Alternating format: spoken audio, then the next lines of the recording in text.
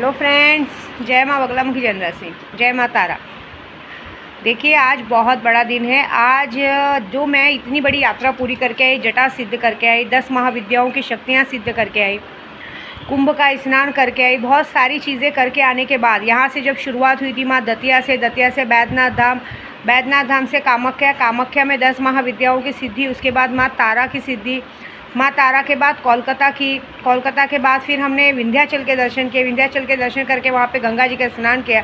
उसके बाद महाकाल मसानी मेलड़ी के दर्शन करके जो घर पहुँचे, तो ये होता है कि वहाँ से आने के बाद हमें यहाँ पे भोग लगाना पड़ता है, 9 सुहागनों को खाना खिलाना पड़ता है, उन्हें सुहाग के जैसा उनको सजाना पड़ता है, कहते हैं ना माँ का रूप देख के। तो आज 10 महाविद्याओं की जो पूर्णावती है, मतलब ये यात्रियों की पूर्णावती के लिए हम आज 10 और कहते हैं ना 11 औरतों को 21 औरतों को खाना खिलाएंगे और कामाख्या का प्रसाद खिलाएंगे, जो कामाख्या में प्रसाद बनता है, क्योंकि वहाँ पे जो प्रसाद बनता है वही यहाँ खिलाना पड़ता है। आज वेज खाना भी रहेगा, थोड़ा सा उसमें जो नॉनवेज का रहता है वो खाना भी रहेगा, सारा खाना करके उनको भोग लगाते हैं। और ये खाना इतना अच्छा कि सिर्फ आप लोग को जब खाने का मैं वीडियो भेजूँगी, उसके दर्शन भी कर लिए ना, तो आपको पूरे तीर्थ स्थान का फल प्राप्त होगा। ये इतनी बड़ी बात है। और जो खाना खा रहे हैं उनके नसीब तो और ही जग जाएंगे, क्योंकि सारी दिक्कतें, परेशानी, किसी का भी किया कराया कुछ भी ब्लैक मैजिक है, कुछ भी सारी चीज़ें हटेंगी। क्यों?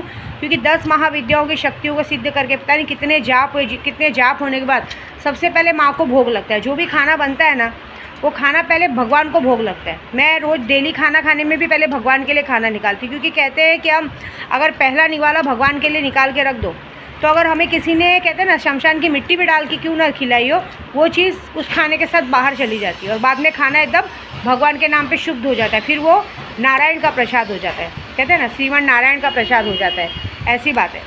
और कल शब्बे रात थी और कल मैंने कहते हैं ना गौ से पाकी नियाज़ की थी, बस बंदिश तोड़ने के लिए नियाज़ की थी, और कल से मैंने बगलामुखी का जप भी चालू कर दिया है। दूसरी बात है, मैं एक बात और बोलूँगी, जितने लोगों ने भी पूजा चालू कराई है, अभी जैसे एक रेखा करके है महाराष्ट्र की, अब मुझे मजबूरन नाम लेना पड़ रहा है, ये लोग लोगों से जो कर्जा लेते हो, कर्जा नहीं देते, तो पूजा पाठ में भी यही हरकत करते हैं। देखो, हम किसी से ज़बरदस्ती नहीं करते आप हमसे पूजा करो, लेकिन पूजा कराने के बाद आप लोग हमें इग्नोर करोगे। मैं इतनी मेहनत करके आई हूँ।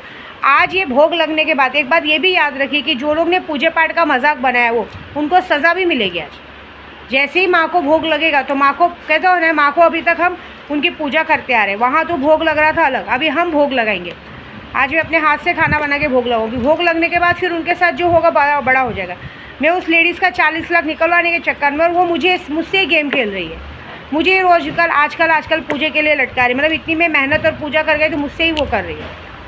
तो फिर मैं एक ही बात कहूँगी, फिर विनाशकाले विपरीत बुद्धि, जो तुम्हारे साथ होगा बहुत बड़ा होगा, क्योंकि ऑलरेडी 72 घंटे का मैं काम करके आई, और साथ में जो तुमने अब तक पैसे दिए, मैं यूट्यूब के ज़रिए बोल रही हूँ, फिर जो तुम लोग पैसे देते हो, जब तुम लोग अपना काम अधूरा छोड़ोगे तो जो तुमने अभी पैसे दिए वो पैसे पूरे के पूरे डूब जाएंगे, 1 रुपये की भी आवक नहीं हो। दूसरा, लॉटरी मैंने बंद कर दिया।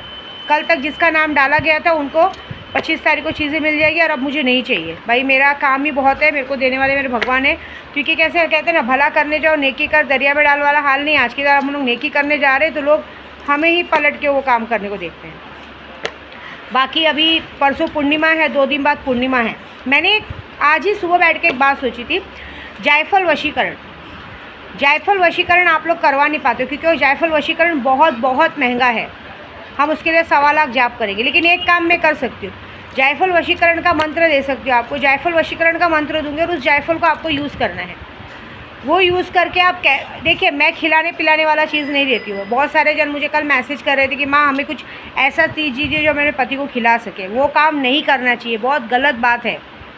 आपको पता है, अनाज भगवान का दिया हुआ सबसे खूबसूरत चीज़ है, जिससे हमारा पेट भरता है। उस पेट भरने वाली चीज़ में अगर हम कोई गंदी चीज़ डालते हैं तो सबसे बड़ा पाप हमें लगता है। पता है, फिर हम औरतों को आगे जाके कितनी गंदी बीमारी होती है। ये जो आज की तारीख में कैंसर होता है, शरीर में लश्करण आता है, शरीर में गंदी मतलब शुगर की बीमारी होती है। मैं इतनी, मेरी उम्र 43 की हुई, लेकिन मुझे आज तक ना शुगर है ना कुछ है, क्योंकि खाने का अपमान नहीं करना चाहिए।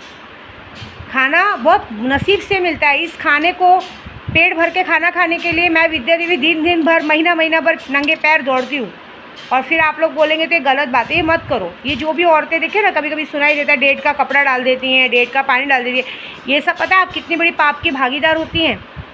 हमें जो महीना आता है वो महीना भगवान ने हमें सृष्टि का संचार करने के लिए, ये उत्पत्ति का आधार बनाया है, हमें माँ कामाख्या का रूप दिया है।